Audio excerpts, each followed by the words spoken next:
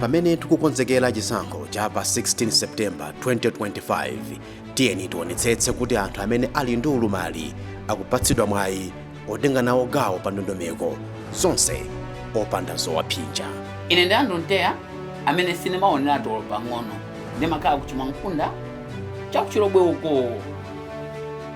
Monga munthu wina aliyense olumala ali ndi ufulu otenga nawo gawo ku ndale za dziko lino komanso kuthandizira kukhazikitsa ndondomeko zoyendetsera dziko lathu la Malawi posaziyang'anira pansi kapena kuti posaziyang'anira kulumala kwake kwa munthu ayi. Ine ndine Mpanda Gift, ndikulimbikitsa anzanga amene ali ndi ulumali kuti atengepo mbali pa ndale. Chifukwa atengapo mbali ndiye kuti chitukuko cha dziko chipita patsogolo. Komanso azikatiyimira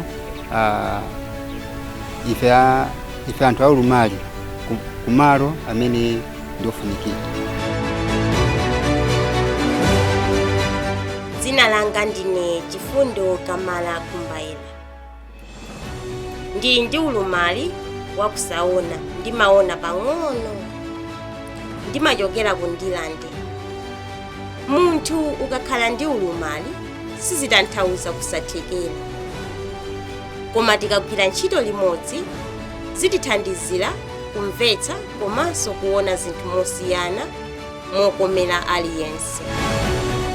Uthengawu akupatsirani mabungwe a Oxfam, Politcs komanso Center for Civil Society Strengthening ndi thandizo lochokera ku European Union ndi Embassy of Iceland.